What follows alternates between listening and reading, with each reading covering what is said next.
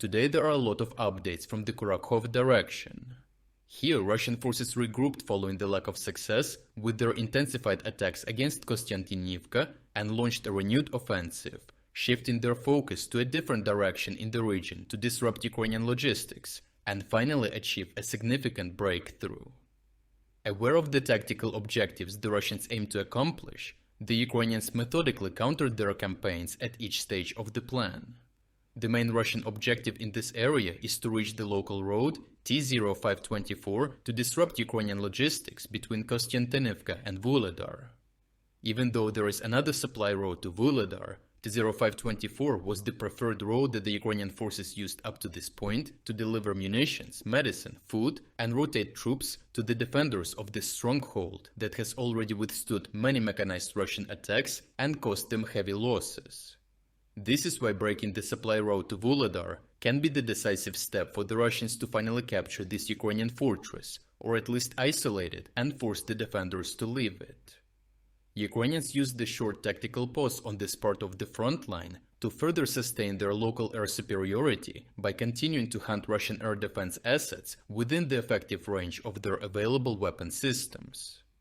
Geolocated footage published by Ukrainian military bloggers shows how a Russian S-300V air defense system is engaged by a Ukrainian HIMARS launching rockets with cluster munition.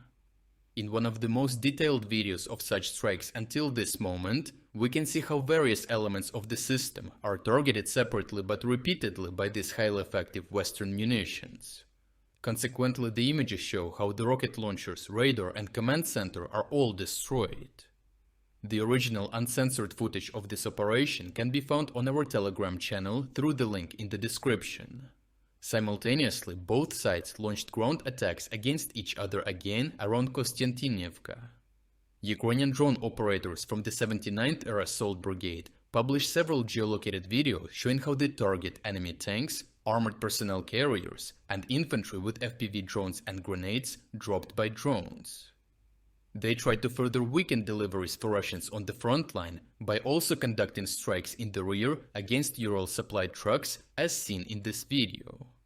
One of the most interesting clips is courtesy of the Ukrainian Special Forces Battalion OPFOR, which released how they're conducting an operation to clear a tree line just south of the village. Shortly after the first shot is fired, a Ukrainian tank is struck by a Russian kamikaze drone and set ablaze. In a remarkable display of composure, a Ukrainian tank crewman jumps onto the burning vehicle and begins extinguishing the fire. Moments later, the tank is seen retreating to safety, thanks to the soldiers' brave and decisive actions, which not only saved the crew's lives, but also preserved valuable equipment. The intense conditions created by the Ukrainians around Kostiantynivka forced the Russians to attempt another surprise maneuver further south, near the village of Vodyane. Various military analysts from both sides were alarmed by the significant advances made by Russian forces toward the crucial T0524 ground line of communication. Geolocated footage published in the last few days shows a Russian armored vehicle rapidly advancing along a tree line up to a point near the road, several kilometers from the previously assessed front line. The rate and ease of advance of the vehicle suggest that Russian forces likely held additional positions in field areas east of Vuhledar and were able to provide cover for the vehicle as it advanced. Satellite imagery shows additional destroyed Russian vehicles along the same tree line, further confirming that Russian forces have advanced in this area. Russian military bloggers have long emphasized that the foremost tactical objective in the Vuhledar area is for their forces to interdict this road and disrupt Ukrainian supplies to Vuhledar.